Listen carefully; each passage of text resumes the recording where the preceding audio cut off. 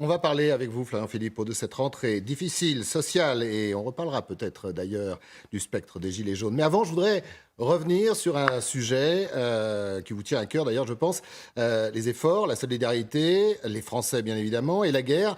À nouveau des propos d'Emmanuel Macron, et je voudrais connaître votre interprétation, justement, de ces propos. On l'écoute. Nous sommes en guerre, c'est un état de fait. Nous devons. L'énergie fait partie des instruments de guerre utilisés par la Russie. Et donc, nous devons absolument nous mettre en situation de produire plus vite des sources alternatives d'électricité. Florian Philippot, vous êtes en guerre aussi ou pas?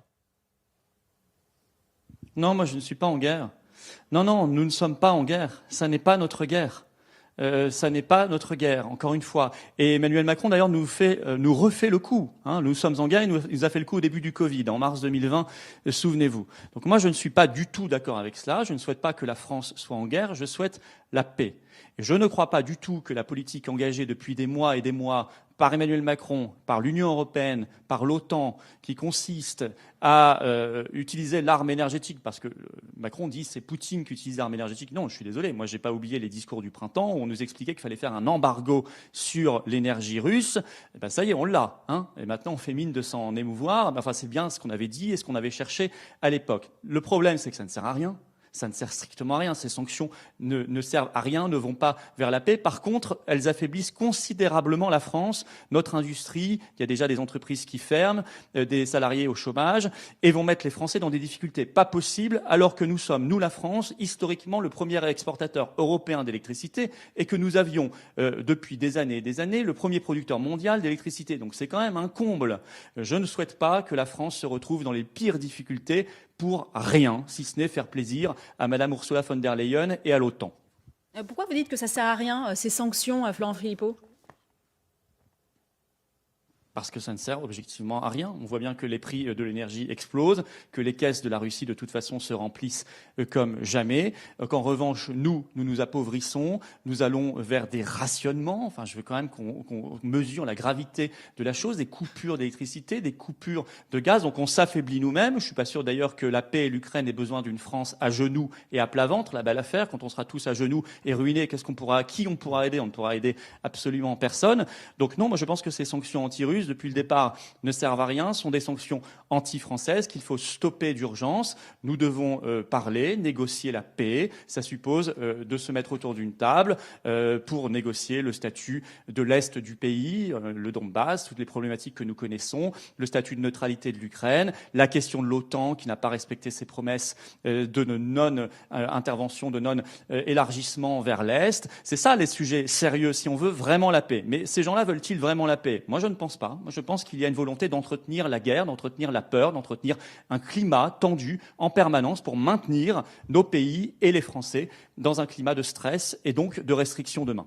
Florian Philippot, ce matin, je lisais là aussi sur votre compte Twitter que vous avez dit, au sujet des 5 milliards qui seront donnés à l'Ukraine par la Commission européenne, qu'il s'agissait là aussi encore d'entretenir la guerre, je vous cite, également les mafias. Qu'est-ce que vous voulez dire par là?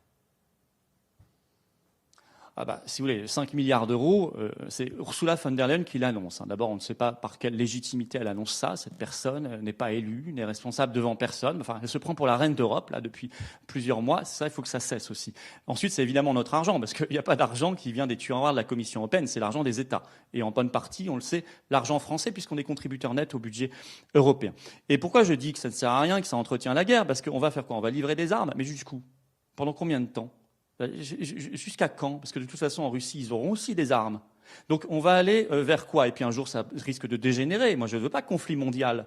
Hein, je ne sais pas du tout ce que je souhaite aux générations qui viennent. Donc il faut être un tout petit peu responsable. Et les mafias, oui, parce que l'Ukraine, c'est pas moi qui le dis, hein, c'est les classements de Transparency International par exemple, c'est le pays le plus corrompu d'Europe. On sait, il y a eu un reportage de CBS qu'une bonne partie des armes envoyées sont détournées. Ça se retrouve effectivement dans les mafias, dans les réseaux. Enfin, tout cela est su, connu. Ce pays est très corrompu. Et donc il ne faut pas être naïf sur où va notre argent et où vont nos armes. Florent Philippot, que répondez-vous à celles et ceux qui annoncent que cette rentrée va être dure pour l'exécutif, qu'elle se fera en partie dans la rue? Est-ce que vous partagez ce sentiment? Mais elle se fait déjà dans la rue.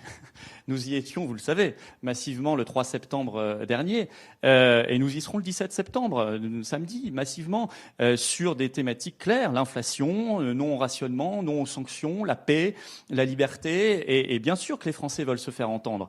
Surtout quand on leur offre en face, eh bien, d'un côté, un Conseil national de la refondation qui est bidon, et de l'autre côté, une opposition parlementaire qui est en vacances, puisqu'ils sont en congé jusqu'au 3 octobre. Et moi, je les invite vraiment, députés et sénateurs, revenez tout de suite, allez occuper les rangs de l'Assemblée, mettez-vous au boulot, travaillez sur les motions de censure, sur la destitution d'Emmanuel Macron, sur les sanctions, sur la paix, enfin, travaillez un petit peu, parce que là, franchement, 2 mois de vacances, personne ne peut le comprendre. Donc les Français, ils pallient cette absence, et ils seront dans la rue massivement, je le pense, je le vois déjà, et ils ont bien raison, il faut se faire entendre. Vous savez, le seul souverain dans notre pays, c'est le peuple. On l'oublie trop souvent, mais c'est le peuple, c'est le seul et unique souverain. Ce peuple, Florent Philippot, que vous voyez régulièrement chaque week-end, vous le dites, 17 septembre, nouvelle manifestation.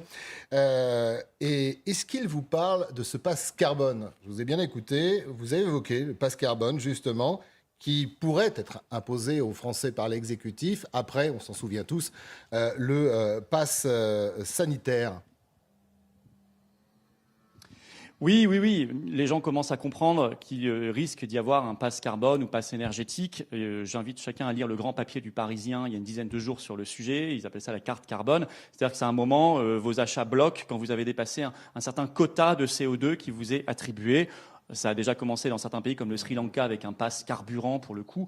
Et on sait que l'idée est née déjà en 2019 en Suède. Mais c'est une menace possible. Vous savez, quand j'entends Emmanuel Macron nous dire soyez responsables collectivement parce que sinon nous passerons à la coercition. C'est une redite là aussi du Covid. Avant le pass sanitaire, ils nous ont dit soyez responsables collectivement, sinon nous passerons à la coercition. Et on a eu le pass sanitaire, le pass vaccinal, ce qui est une abomination qui en plus n'a servi à rien si ce n'est de causer beaucoup de dommages. Eh bien oui, le pass énergétique, c'est une possibilité. Est-ce que les Français veulent vraiment de cette société ? C'est une question qu'on doit vraiment se poser, où on sait que certains, tout en haut, y échapperont. Pour eux, il n'y aura pas de restrictions. Ils mangeront autant de viande et prendront autant de fois l'avion qu'ils le souhaitent.